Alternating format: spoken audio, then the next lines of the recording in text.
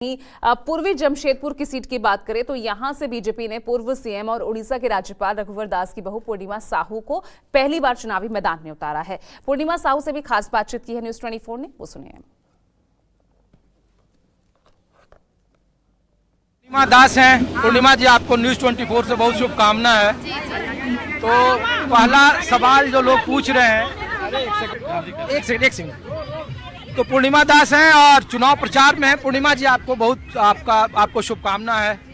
आपसे छोटा सा सवाल था, चूंकि आप व्यस्त कार्यक्रम में हैं। लोग पूछ रहे हैं कि इस बार महिला केंद्रित बड़ा चुनाव है और झारखंड में सबसे ज्यादा चर्चा हो रही है कि मैया सम्मान योजना, खाते में 2500 रुपया डालेंगे। आप लोगों ने मैनिफेस्टो में कहा कि 2100 रुपया डालेंगे। तो गारंटियों को लेकर के कैसे देख रही हैं आपको, मतदाताओं में खास करके महिलाओं को लेकर के? देखिए, जो ये हमारी गठबंधन की जो सरकार अभी फिलहाल है वर्तमान में, इन्होंने जो अपनी मैया और बप्पा योजना जो निकाली है 1000 रुपए, पहले तो 1000 रुपए इन्होंने कहा था पिछले, और 4.5 साल तक ये सोए हुए थे, ये आराम कर रहे थे, थोड़ा सत्ता का मजा ले रहे थे, आनंद ले रहे थे। उसके बाद याद आता है कि अभी चुनावी माहौल है, अब मैयाओं को, अब बहनों को जो है हमें लुभावने जो योजनाएं का थोड़ा सा देना चाहिए ताकि हम वोट खींच सके। इसलिए इन्होंने 1000 रुपए फिर मैया योजना निकाला। अब जब हमने अपनी योजना गोगो दीदी योजना 2100 रुपए प्रति माह के 11 तारीख को महिलाओं और बहनों के खाते में जो आ जाएगा, ये योजना जब निकाला तो इन्हें लगने लगा डर, भय। तब इन्होंने अपनी जो 1000 की राशि है उसको 2500 कर दी। मुझे तो इनकी सोच ही समझ नहीं आती। और आपने कहा कि आप कैसे गोगो दीदी योजना को मतलब ये कर सकते हैं कि दोनों तो मैं ये बताना कहा कि कॉपी किया, लोग ने कहा कि हमने दे दिया। हाँ। पैसा 3-4 किस्त दे दिया और आप देंगी। उनके पहले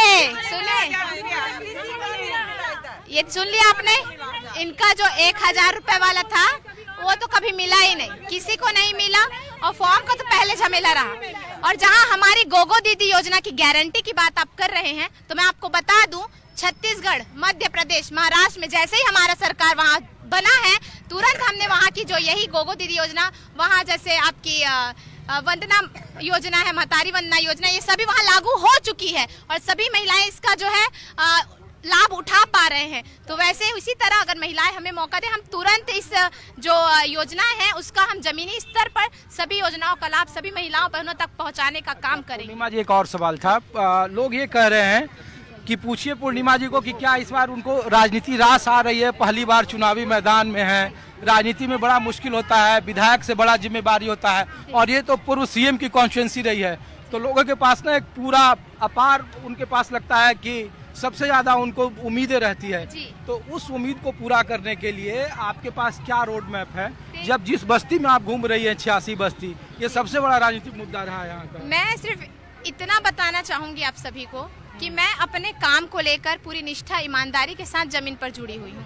मैं हर एक व्यक्ति, हर एक महिला और बहनों से मैं मैन टू मैन कांटेक्ट करने का प्रयास कर रही हूँ, और उनकी आंखों में जो मेरे प्रति प्यार, आशीर्वाद और वो उम्मीद की जो भावना वो आंखों में मेरे लिए झलक रही है। मैं इस चुनाव में और दृढ़ संकल्पित हो गई हूँ कि मुझे अगर वो इस बार मौका देंगी तो मैं पूरा अपना मेहनत पूरा झोंक दूंगी और उन तक जितनी भी हमारे आदरणीय प्रधानमंत्री जी की योजनाएं हैं, हमारी स्थायी जो भी योजनाएं हैं, वो सारे लाभ उन तक पहुंचाने का प्रयास करूंगी। एक आखिरी छोटा सा सवाल है, एक छोटा सा और है।